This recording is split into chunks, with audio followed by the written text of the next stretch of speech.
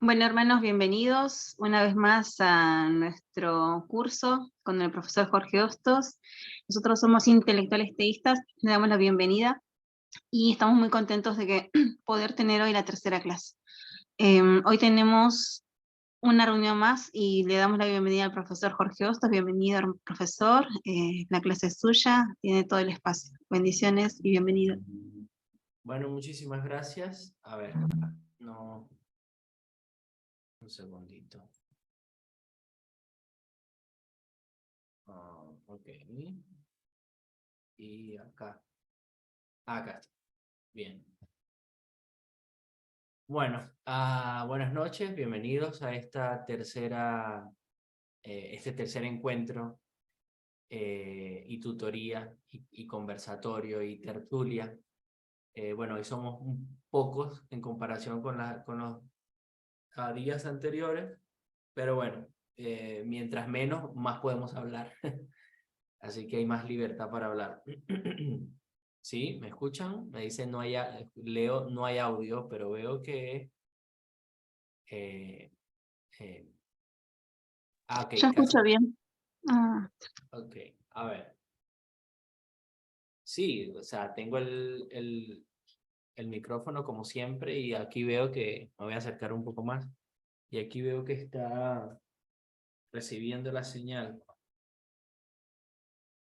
Ok. Hola, hola. Hola, hola, hola, hola, hola, hola. ¿Sí? ¿Me escuchan? Bien. Bueno, voy a subirle un poco a la ganancia. Solo que se va a meter un poco de ruido. Bien, ¿ahora? ¿Sí? Bueno. eh, Hoy vamos a estar viendo entonces un breve resumen. Hoy va a ser un poco más dinámico porque quiero que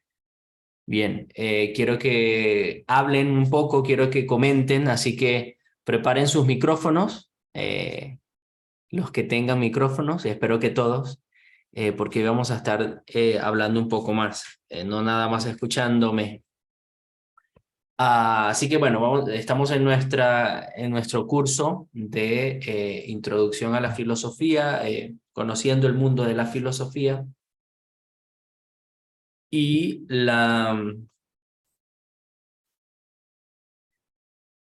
lo que nos tocó esta semana fue la axiología, ¿no? Vimos el video, tuvimos un video. Bien, dice Carmen que no escucha nada, entonces es un problema del audio. Alguien que le escriba ahí en el chat, y entonces es un problema de sus parlantes o algo, porque todos los demás están escuchando. Así que bueno.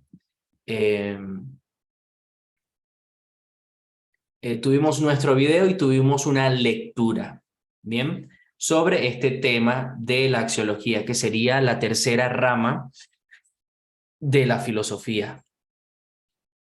Y la que con esto cerramos básicamente el mundo de la filosofía a nivel teórico. Es decir, la filosofía se reduce a tres aspectos. Aspectos metafísicos, como ya vimos en nuestro primer encuentro y video, en aspectos epistemológicos y en aspectos axiológicos, que es lo que estamos viendo esta semana y que está terminando en el día de hoy.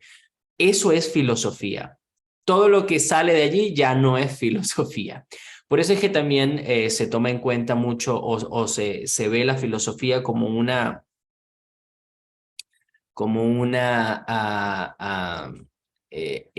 disciplina, ¿no? De segundo orden, donde podemos aplicar estas tres cosas a otras disciplinas.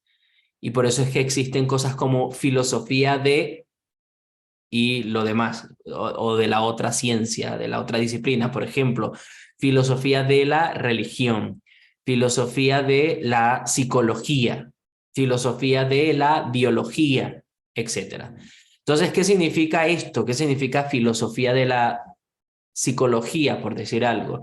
Es que la filosofía de la psicología serían los fundamentos filosóficos para hacer psicología. Es decir, cuáles son los aspectos metafísicos, epistemológicos y axiológicos al momento de hacer hacer algún enunciado psicológico o hacer alguna investigación psicológica o etcétera. Por ejemplo, una psicología como, por ejemplo, la de Freud, por decir algo, que es básicamente la escuela filosófica más influyente del siglo XX en cuestiones de psicología y hasta el día de hoy sigue siendo una de las reinantes, por llamarla de alguna manera, tiene posiciones o esa escuela psicológica tiene fundamentos filosóficos. Por ejemplo, sus fundamentos metafísicos son casi nulos. Toda cuestión que pretenda ser metafísica, sobrenatural, etcétera, son simplemente proyecciones de traumas, proyecciones de cuestiones, bla, bla, bla, bla. Entonces, todo lo metafísico se reduce a proyecciones, principalmente epistemológicas, realmente, proyecciones y mecanicistas del cerebro, proyecciones de trauma, proyecciones de ese tipo. Entonces, la metafísica tiene un papel bastante nulo en una psicología como esta. Muy distinto, por supuesto, a otras escuelas filosóficas, como por ejemplo las psicológicas, perdón, como eh, la escuela, ¿cómo se llama esto? La escuela analítica de Carl Jung, o la escuela que desarrolló Adler, la escuela que desarrolló Otto, que son distintos, quizás esos cuatro son los psicólogos más importantes del siglo XX. Freud, Jung, Otto y Adler. Bien, entonces todas esas disciplinas tienen fundamentos, bases filosóficas. Y por eso entonces se llama filosofía de, etcétera. Entonces, pero los tres aspectos, y este es el punto al que iba, metafísica, epistemología y axiología, son las tres pilares a la hora de hablar de filosofía. Siempre van a ser esos tres. Bien, entonces, ¿qué es axiología? ¿Qué vimos? Que en un sentido estricto, axiología es sinónimo de teoría del valor. La axiología puede considerarse como una cuestión que se ocupa principalmente de clasificar qué cosas son buenas y en qué medida lo son. Así que básicamente eso es axiología. La metafísica estudia el ser, la existencia, la naturaleza del mundo. La epistemología estudia el conocimiento, cómo adquirimos conocimiento, cuál es la justificación para decir que sabemos o no sabemos algo. Y la axiología, todo lo que tiene que ver con las cosas, la naturaleza de bondad de las cosas y en qué medida son buenas esas cosas. Preguntas que hace la axiología. La axiología trata de investigar qué cosas son buenas, cuán buenas son y cómo se relaciona su bondad entre sí. Además, ¿qué es el valor? Que viene bastante relacionado con esto. Una de las cuestiones más importantes sobre el valor es la cuestión de su relación con categorías como el derecho, la razón, lo racional, lo justo, el deber. Se los decía en el video, la cuestión de la axiología es bastante compleja y hay muchas cosas implícitas en esta temática. Quizás es tan compleja como las anteriores, como la metafísica y como la misma epistemología. Entonces, luego hablamos de tres teorías éticas en la clase, en el video. Hablamos de la ética deontológica y tomamos como como ejemplo la ética kantiana. Luego hablamos de la ética consecuencialista o también llamada utilitarista. Y por último hablamos de la ética de la virtud. Bien, así que voy a elegir 3 nombres de ustedes. Y estas 3 personas me van a dar un resumen de cada una de estas teorías. La teoría deontológica, la ética, perdón, consecuencialista y la ética de la virtud. Lo voy a hacer completamente aleatorio. Por favor, voy a decir los 3 nombres seguidos y eso implica que el primer nombre me va a decir sobre la deontológica o kantiana. El segundo nombre me va a decir sobre la utilitarista o consecuencialista y el tercer nombre me va a hablar de la ética de la virtud. Así que sería Alfredo, Daniela y Andrea.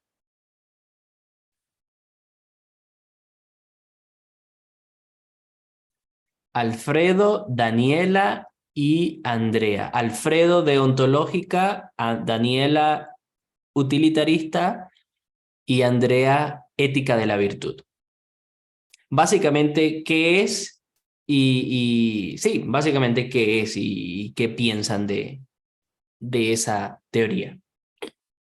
Alfredo, el espacio es tuyo.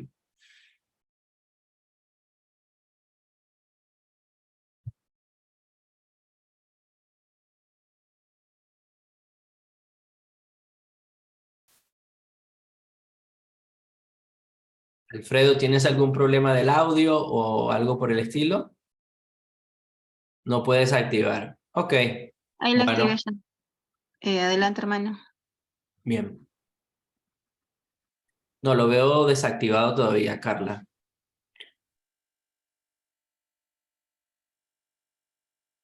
Ya está habilitado, si quiere ya puede darle enter.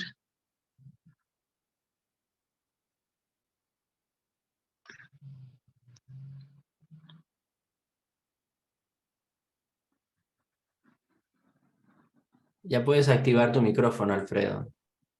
Ahí está. Ya creo que ahora sí. Buenas tardes o noches. No tengo muy buena memoria, así que creo que voy a ser bastante resumido. No pasa nada, no es una evaluación, es Sí. simplemente... Hasta donde yo recuerdo la deontológica, creo que la propone Kant, que es lo que recuerdo, no sé si estoy mezclando. Y mm, eso es con quién la propone. ¿Qué es la ética deontológica? Bueno, eh,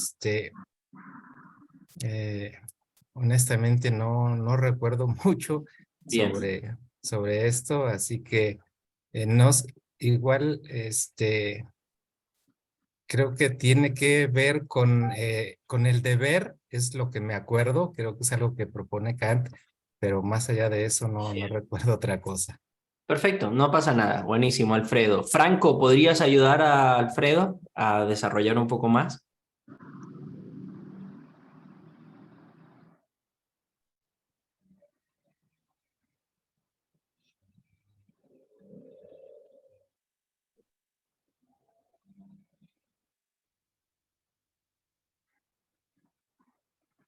Bien.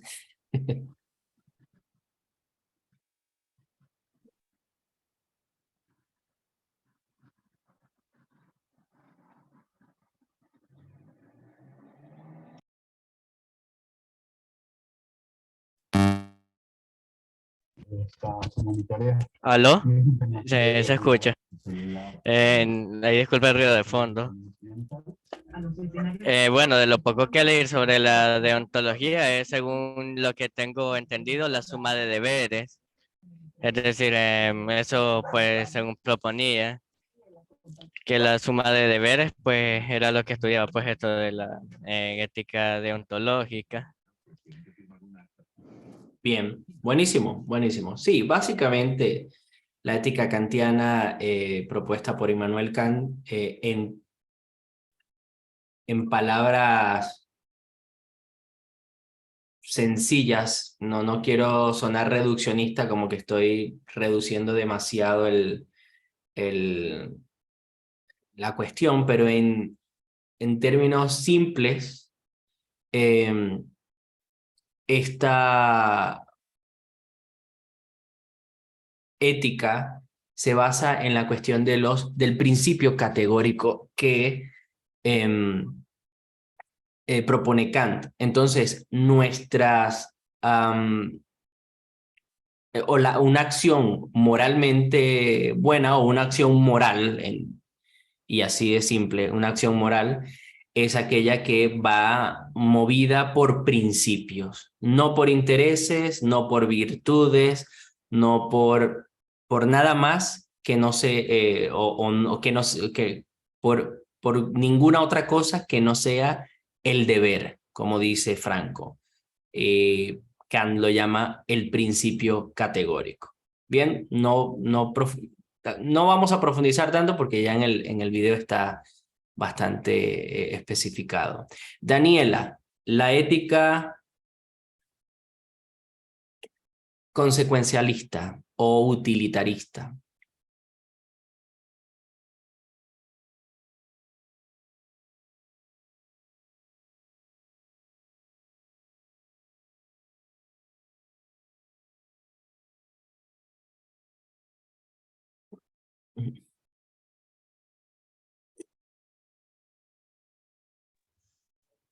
Carla. Hola. Ahí está. ¿Hola? Buenas noches, disculpen, no me dejaba activar el audio. De pronto por aquí hay un poco de ruido, me disculpan. A ver, la ética utilitarista o el utilitarismo. A ver, según lo que entiendo de ello, viene de, a ver, lo propone Jeremy Bentham y Stuart Mill. Sí, no me equivoco. Lo que trata en sí, el utilitarismo ahí un poquito como que no logro condensar la idea, pero sé que tiene que ver con la felicidad, la búsqueda de la felicidad. No solamente los simples placeres físicos, sino más bien dice también los situacionales, los momentos placenteros que se tienen que buscar dentro de la vida, tanto intelectuales, espirituales y sociales. No sé si es que estoy bien, lo dije bien, me faltó algo. Bien, me parece que estás definiendo algo más cercano al hedonismo, que es una filosofía de la búsqueda del placer, o del placer como el centro, donde está el valor intrínseco. Eso lo hablamos en el video. El valor intrínseco está en el placer. El consecuencialismo se enfoca más en los resultados, como la misma palabra lo dice, consecuencialismo. Se enfoca más en el resultado, en los resultados de una acción. Bien, entonces, Algo que ¿cómo? de pronto, si es que algo que leía sobre lo que propone Bentham es aquello que produce felicidad es bueno y correcto, algo así. Esa felicidad es buena para la sociedad y se convierte en un principio moral. No, eso no es utilitarismo. ¿Cómo se llama la persona? A ver, veamos. Jeremy Bentham, perdón. Déjame buscarlo que no recuerdo quién es. A ver, Ajá, Jeremy. no sé, es que dije es según lo que estoy... Bentham.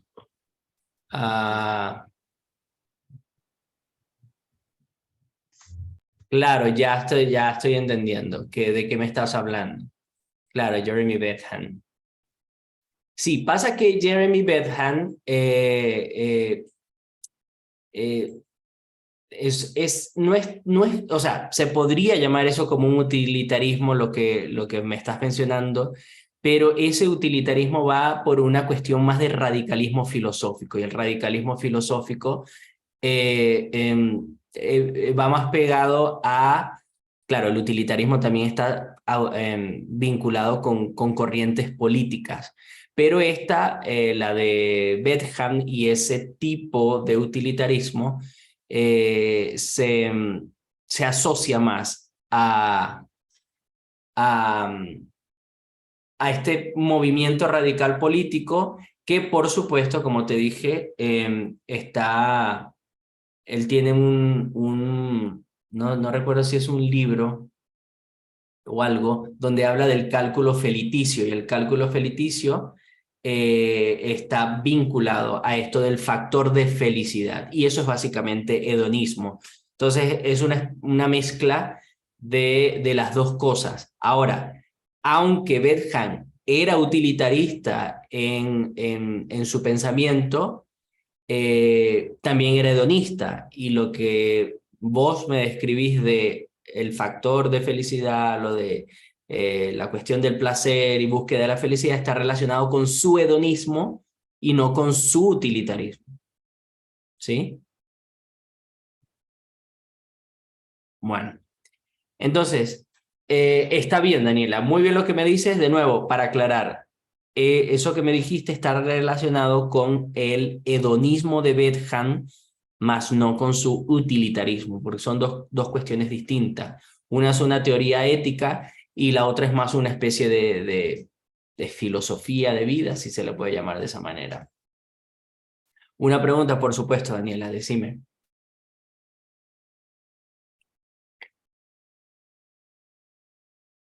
Carla, ahí está.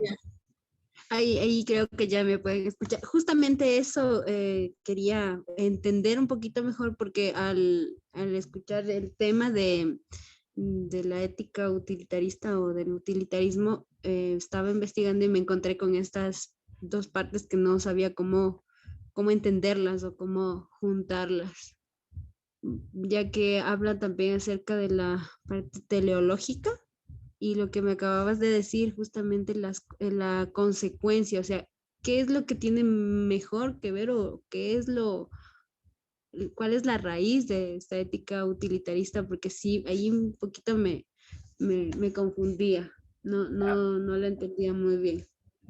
Claro, por supuesto, de nuevo, aquí hay una mezcla entre utilitarismo y hedonismo. El hedonismo es una filosofía que, como muy bien has dicho, su teleología, es decir, su propósito, su fin es el placer o la búsqueda de o encontrar, mejor dicho, la felicidad y el placer y el valor de las cosas está en si me produce placer o no. Eso es hedonismo. Mientras que el utilitarismo, vinculado a una cuestión política, pero que aplica a dilemas éticos, tiene que ver más con el fin. Es lo importante. No importa cuál sea el medio que yo use o que sea lo que sea, lo importante es ese fin. No necesariamente ese fin tiene que ser el placer, como en el hedonismo. Bien, en el utilitarismo puede ser cualquier otra cosa. El fin, la consecuencia que eso tenga, que eso, y aquí se traslapa un poco con alguna cosa que dijiste, y es que ese fin maximice los bienes, el beneficio. Entonces eso es utilitarista, pero no es lo mismo, ¿eh? No es lo mismo hedonismo a utilitarismo. Uno tiene que ver con que específicamente el fin es el placer o el valor intrínseco de las cosas es el placer, mientras que el otro tiene más que ver con que lo bueno es que el fin sea bueno, independientemente de cómo sea el medio. Y eso es una frase que uso en el video, eso de el fin justifica los medios, que es un dicho muy popular, ¿no? Que todos conocen. Entonces, para un kantiano, lo que vimos anteriormente, el fin no justifica los medios. Bien, porque el medio puede ser, puede estar en contra del deber o del principio categórico, entonces por tanto ya no es moral. Mientras que el utilitarista te va a decir, sí, el fin justifica los medios. No importa cuáles sean los medios, sean buenos, sean malos, sea por placer, por deber, por lo que sea, lo importante acá es que el fin es el fin que voy a obtener. Y ese fin es suficiente para decir que es moral, mi acción. La parte consecuencialista sería acercarse que lo útil es lo bueno, por supuesto, sí, es que el fin es bueno porque es útil, es una buena consecuencia dentro de esta rama. Buenísimo. Por último, a Andrea, hoy se me cerró, ¿por qué se cerró? Ah, no, ahí está. Andrea, buenas noches. Ética, perdón, ética de la virtud.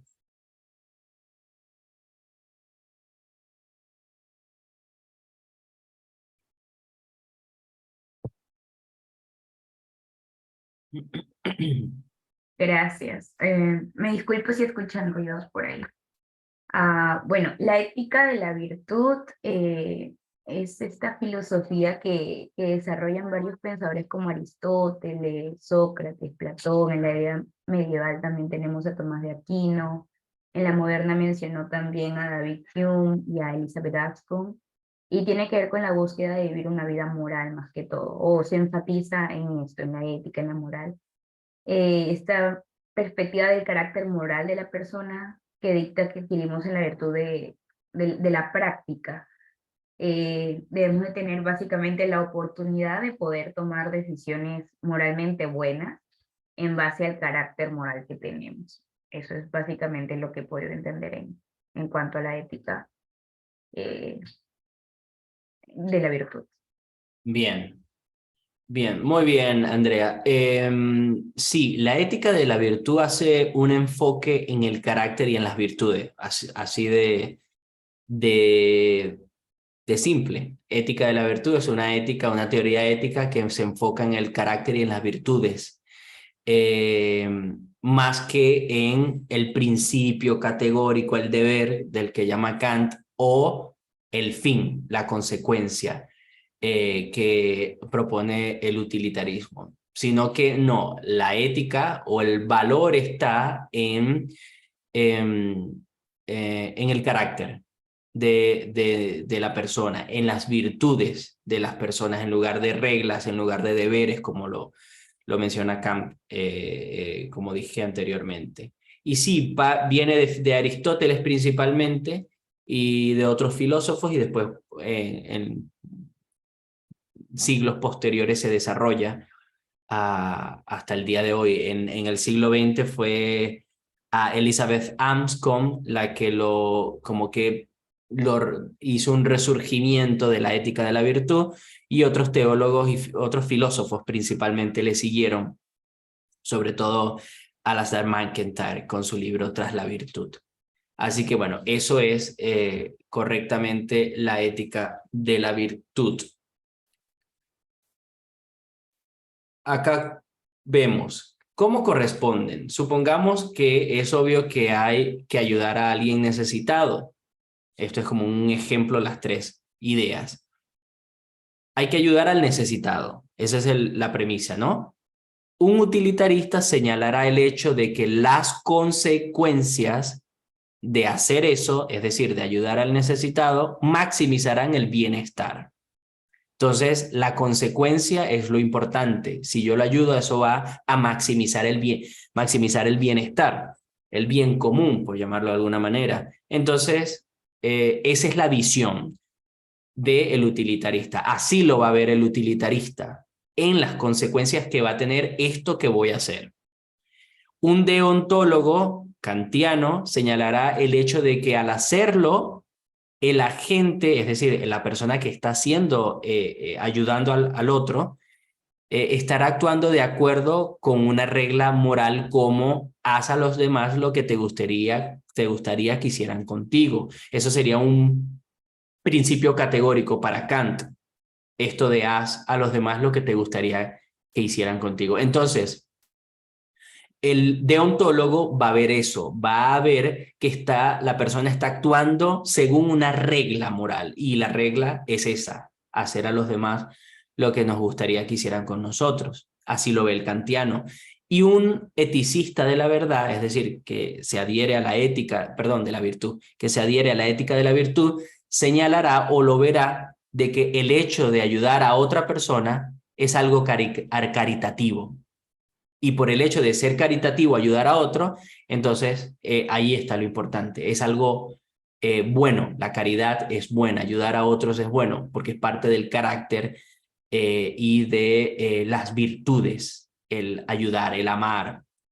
¿Ok? Entonces, así lo verían en esta situación hipotética de ayudar a un necesitado. Alguien necesita ayuda, entonces, ¿cómo lo va a ver el utilitarista? ¿Cómo lo vería un kantiano? ¿Y cómo lo vería un eticista de la verdad? Esto lo voy a saltar porque es ya básicamente redundar en el video. Y acá pues una bibliografía recomendada. Nuevamente pongo Fundamentos Filosóficos para una Cosmovisión Cristiana, porque allí también se aborda un poco el tema de la ética, y es un libro que quizás muchos tienen, más que todo por eso lo recomiendo. El libro de Kant, Fundamentación de la Metafísica de las Costumbres, esto está relacionado con el tema de la ética kantiana.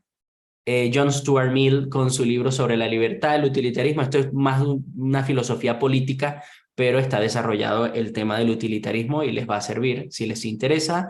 Y al libro Tras la virtud de Alasdair MacIntyre, que sería como el libro cumbre del siglo XX sobre la ética de la virtud de este filósofo escocés. Bien, pongo esta pregunta en el aire, la puede responder o puede comentar quien quiera, y termina por concluida este resumen, y bueno, queda abierto a cualquier pregunta, duda o cosa que quieran agregar. ¿Qué papel tiene la axiología dentro de la apologética cristiana? Carla. Recuerden levantar la manito si quieren hacer la pregunta.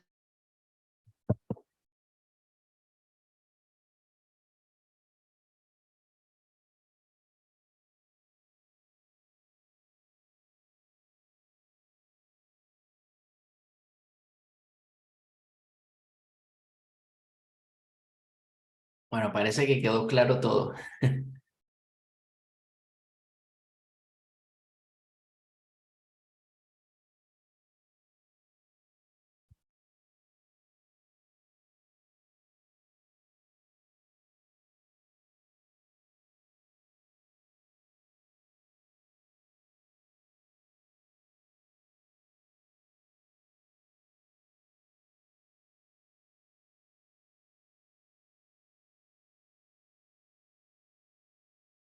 Bueno, Carla.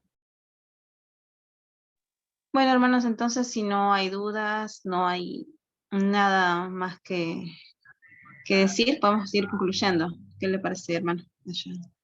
Claro, pero me gustaría que al menos una persona hablara sobre la pregunta, porque esta pregunta es una pregunta de discusión abierta para todo el grupo. Ok, voy a habilitar todos los micrófonos.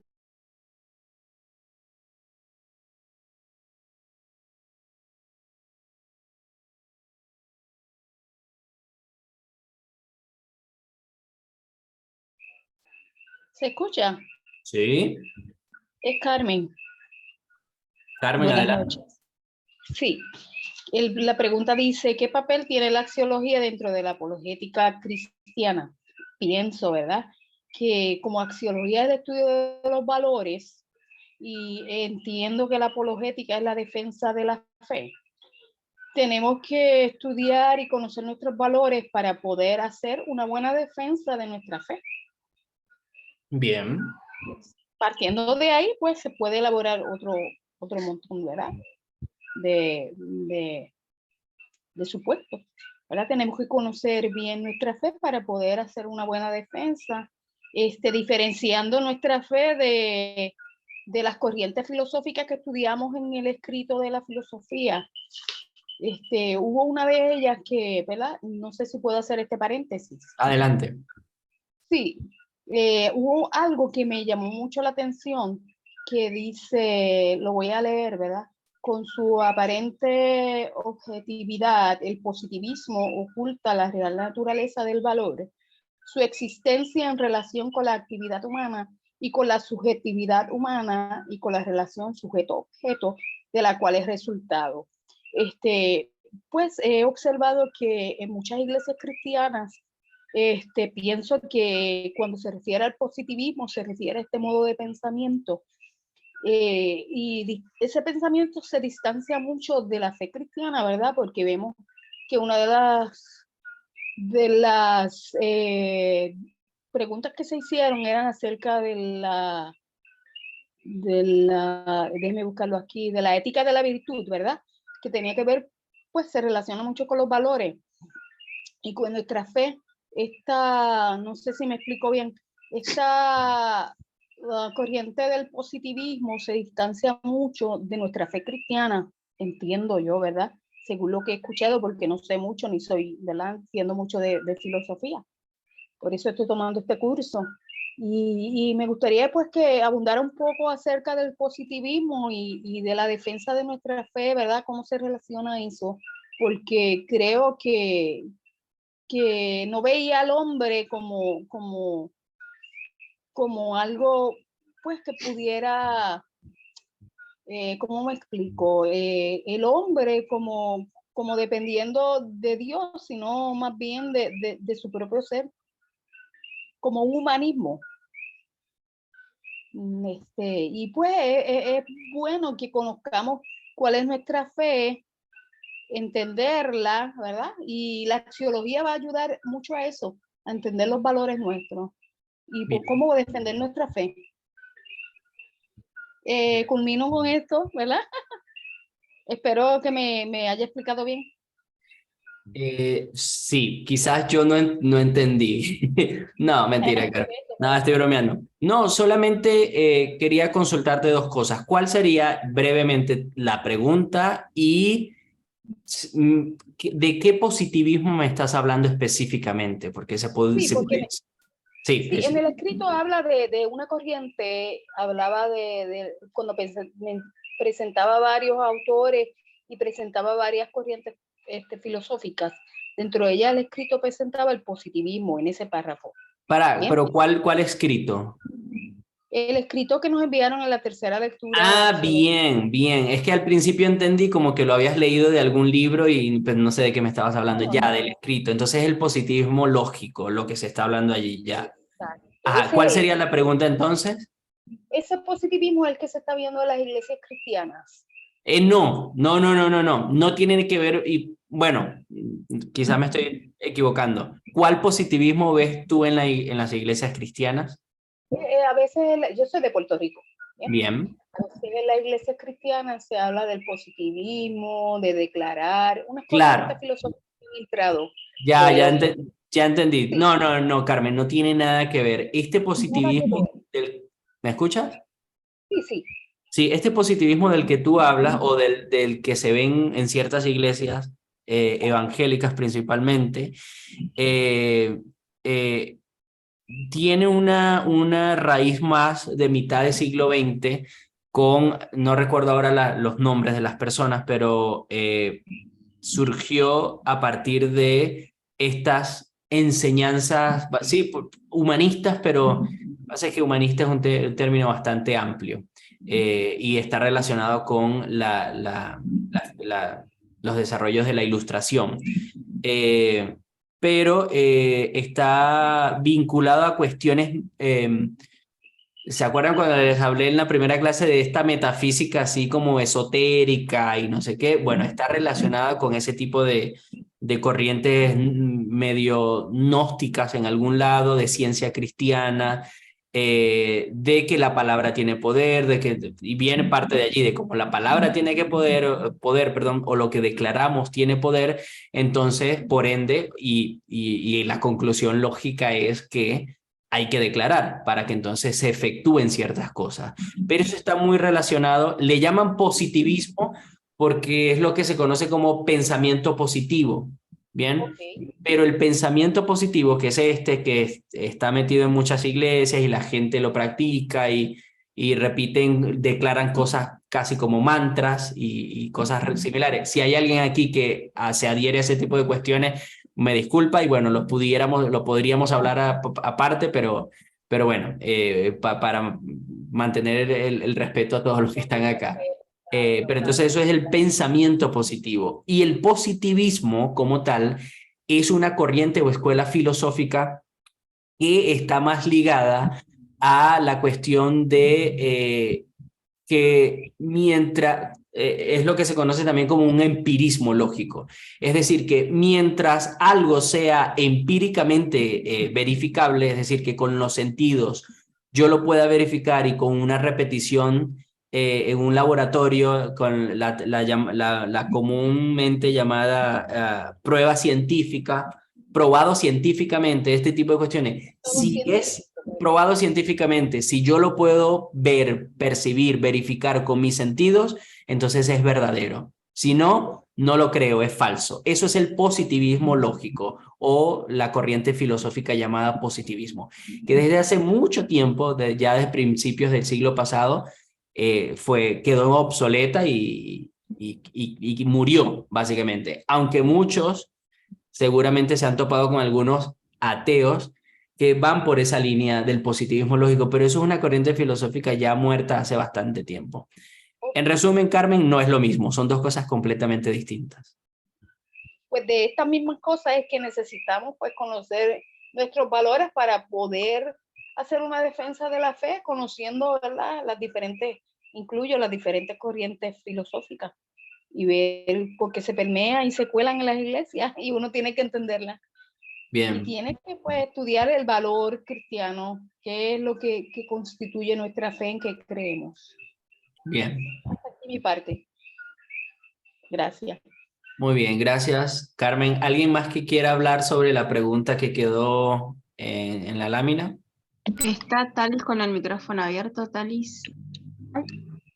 Vi una mano levantada también hace ratito. Bueno, no sé si contesto la pregunta o voy a hacer más preguntas. Pero Las dos cosas si quieres. se puede decir que el hombre es un valor intrínseco porque es como el fin. Entonces Dios vino a salvarnos. ¿Sí se podría decir eso?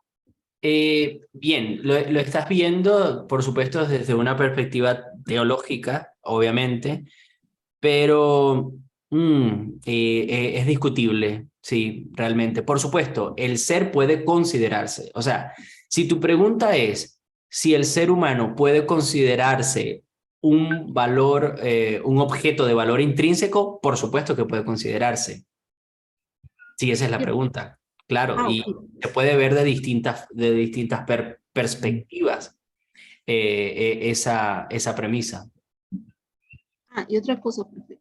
Esto es la axiología o la ética nos sirve en cuanto a lo que no está legislado en la Biblia, lo que es a conciencia.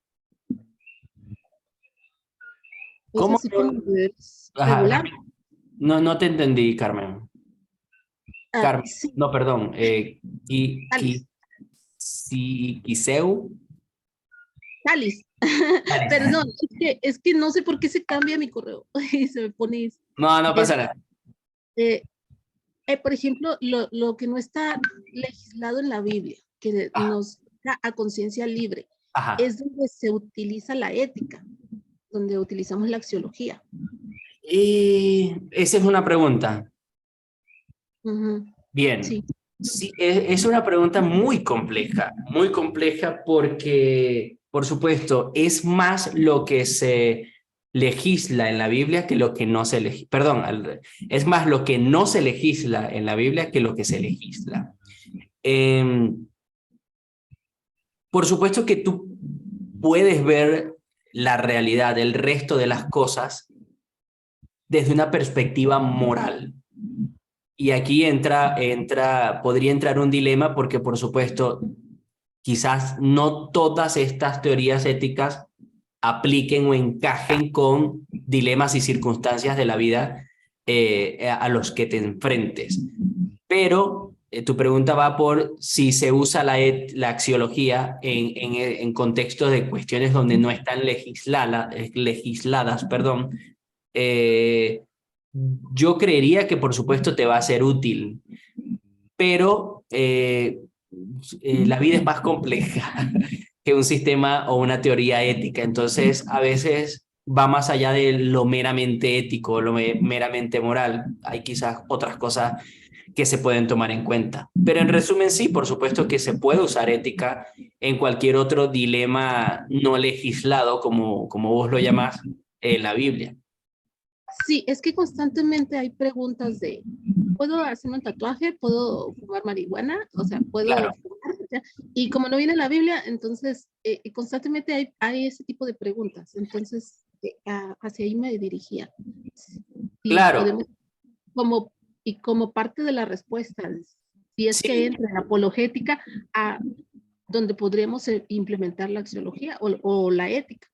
Sí, claro, el punto acá es que probablemente dependiendo del sistema ético que uses, vas a obtener respuestas distintas. Ahí está el punto. Y a veces, y esto ya es algo más como un aporte mío, a veces yo lo hablaba justamente con una persona en estos días que él me comentaba de que una vez estaba, y esto lo digo como anécdota, pero sirve. Él tenía el deseo de coleccionar autitos de Hot Wheels, porque le gustaban los autitos de Hot Wheels. Y parece ser que alguien, un pastor, alguien de la iglesia vino y le dijo que no, que eso es banal, que no se esté concentrando en las cosas vanas, y etcétera. Prácticamente eso no es de Dios. Ahora, yo me ponía a analizar la situación que él me contaba y yo decía esto, muchas veces pasa lo siguiente, pasa que tomamos, me voy a incluir, tomamos cosas banales, y cuando digo banal voy a especificar para que se entienda. Cuando digo cosas banal me refiero a cosas terrenales, no que son cosas pecaminosas o cosas intrínsecamente anticristianas o ateas. No estoy diciendo cosas banales, como ir a ver una película, como, qué sé yo, ir al parque y caminar, trotar, hacer ejercicio. Son cosas, entre comillas, banales, o sea, que no tienen, y aquí está el punto, no tienen una trascendencia espiritual, cristiana, divina. No hay una trascendencia en ello. Bien, entonces, en el caso de esta persona, coleccionar, porque les gustan los autitos de Hot Wheels, no es una acción trascendente, no es una cosa que, de vida o muerte, de perdición o salvación, coleccionar autitos. El problema con muchos de nosotros es que hacemos trascendental cosas que son banales. Y ese es el problema. Entonces, por eso te digo, se escapa un poco más de lo ético, de la moral, va porque esto quizás que es banal, que no es trascendental, lo estoy poniendo en un pedestal trascendental y a partir de ese pedestal trascendental empiezo a juzgar. Es decir, desde allí digo, está mal o está bueno. Agarro una coleccionar autitos de Hot Wheels, lo coloco como algo sumamente trascendental y digo, eso está mal, o eso te vas para el infierno si lo haces, o Dios se va a molestar contigo si no lo haces, tienes que hacerlo. Y lamentablemente sucede en muchas personas y en muchos contextos, hacer esto, hacer de cosas banales, transformarlas en cosas trascendentales y darte consejos o juzgarte o lo que sea a partir de allí. Y eso es muy delicado. Entonces, no sé si aporte mucho, pero va por ahí alguna de las cosas que comentas. Muchas gracias.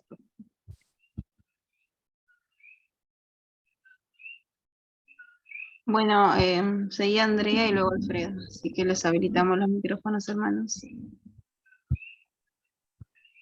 Ok, bueno, respondiendo a la pregunta, cuando hablamos de la defensa de la fe, el papel de la axiología es algo fundamental, por lo mismo que esta es la filosofía de los valores y la apologética valora la fe cristiana. Es decir, la axiología podría decirse que la fe no tiene valor, incluso si es que llegan a deliberarlo así, ¿no?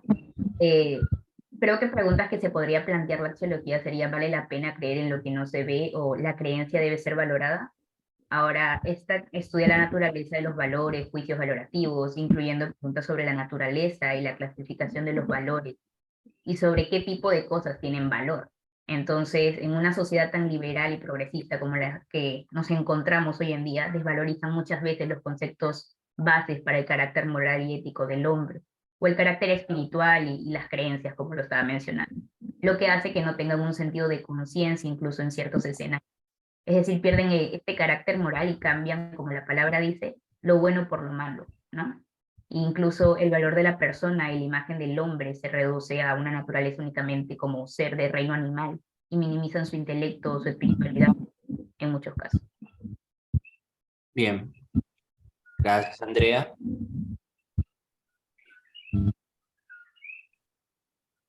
Alfredo, adelante, ya puedes habilitar tu micrófono.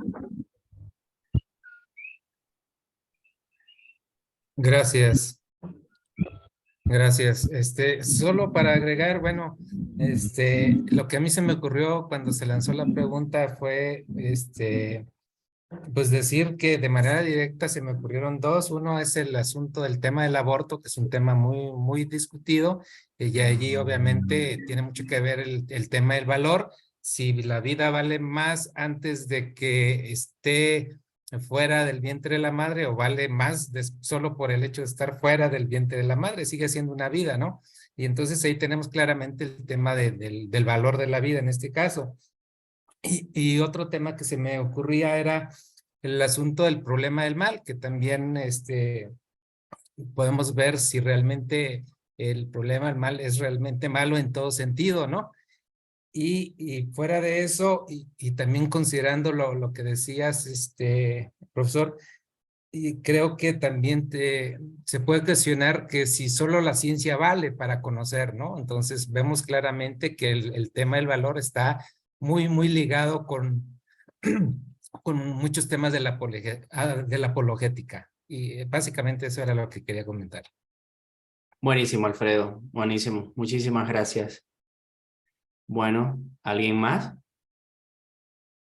En el chat veo acá algo. Bueno, voy a leer acá el chat. Si hay alguien más que quiera levantar la mano, aproveche. Franco dice, el mismo análisis en el ejercicio de la virtud, reglas e incluso enmienda de las acciones que cometemos, tanto la virtud que por la ley divina se practica la vida cristiana como la respuesta a los errores, también la ayuda del argumento moral. Ok, estás respondiendo a la pregunta, bien. En el que se puede establecer una moral objetiva en lugar de ciertas interpretaciones relativas con respecto a ciertos aspectos, como por ejemplo considerar buenos ciertos males en virtud de un supuesto bien mayor. Muy bien.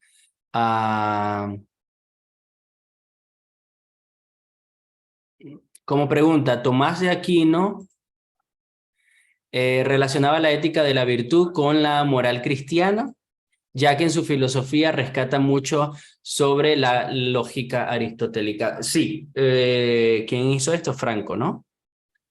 A ver, Franco, sí.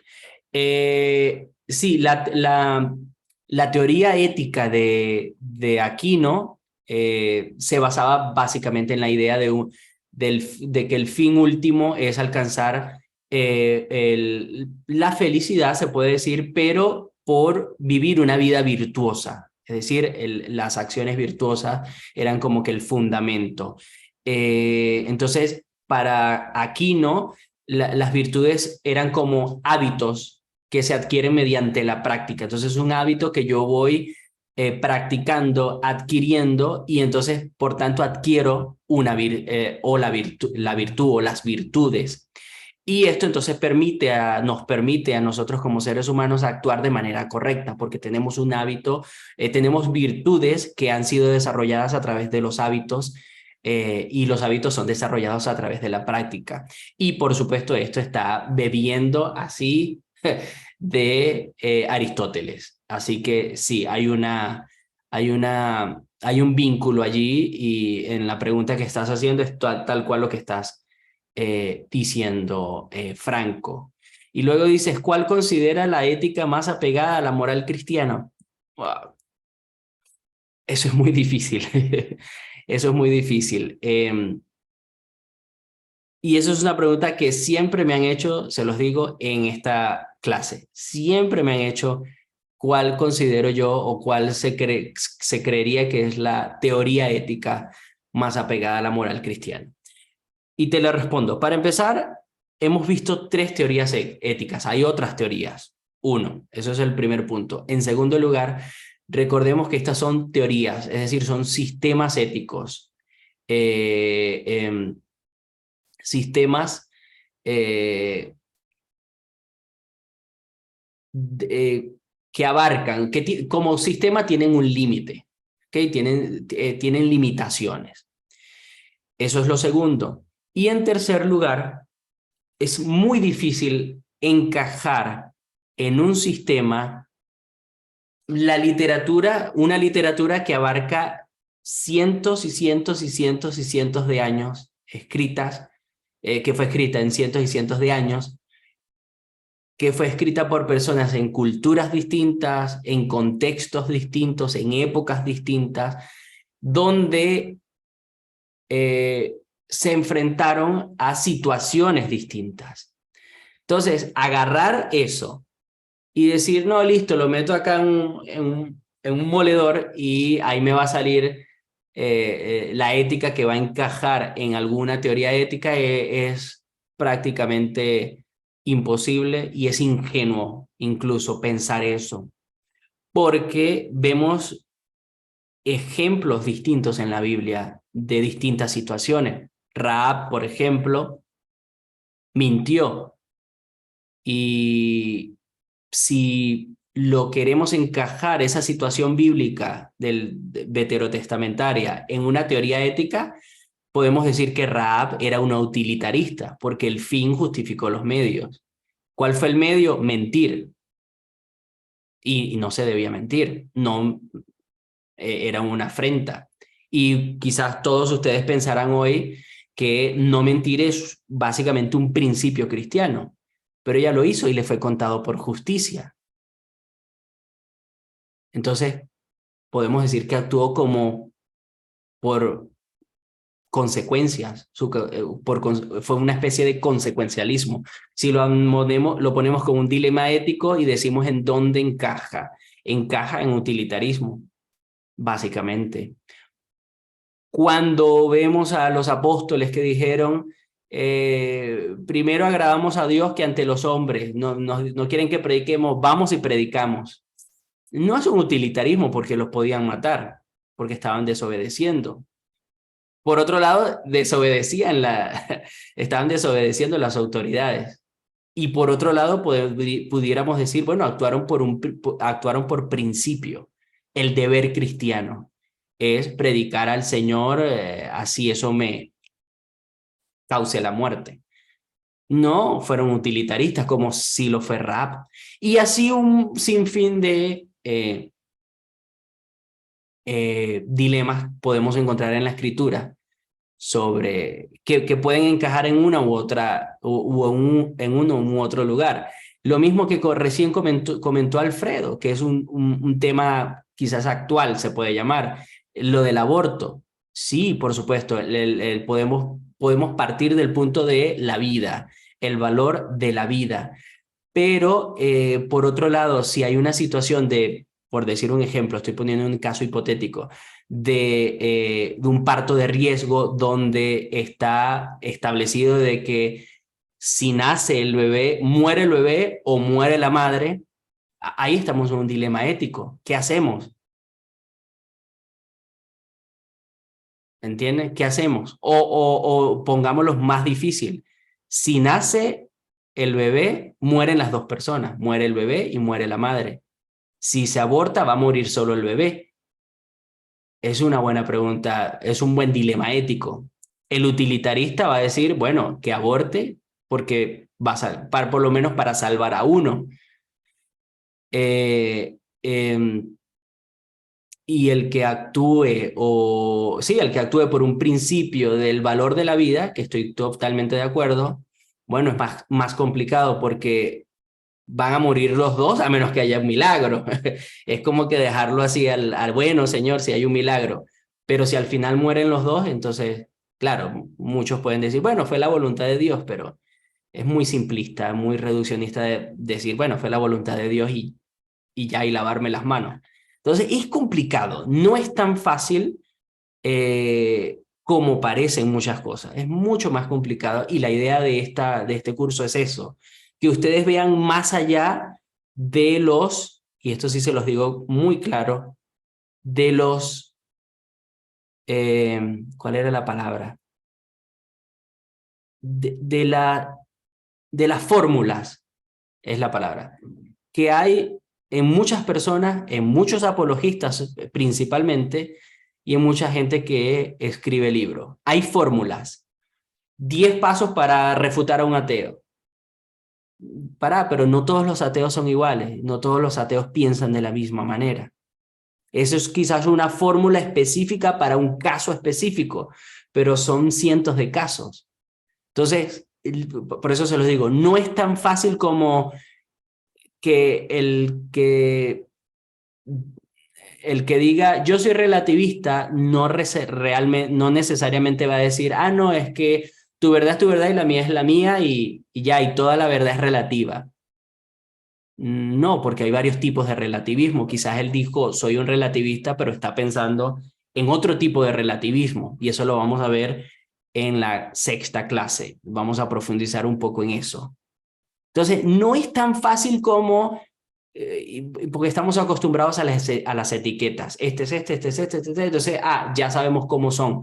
No, fíjense que Aquino, Aristóteles, Alasdair MacIntyre, Elizabeth Anscombe, Stanley Hauerwas, todos ellos son éticos de la verdad, pero no todos piensan de la misma manera la ética de la verdad. ¿Sí me entiende? Y así sucede. William Lane Craig es cristiano, bíblico, filósofo, Plantinga también, Walter Toff también, y ustedes dirán Norman Geisler también, y Gary Habermas también, y Frank Turek también. Bien, pero todos ellos no piensan igual. Y no responden de la misma manera no responden de la misma manera a una única pregunta. Van a responder de manera distinta porque tienen bases y premisas distintas. Piensan distinto. Entonces eso nos da a entender que las cosas no son tan sencillas. Hay unas que sí, pero no todas son 2 más 2 es 4, listo. Es más complejo. Así que saludos, Melvin, que ahí estoy leyendo tu mensaje. Me extendí, perdón. ¿Alguien más quiere levantar la mano, agregar algo más?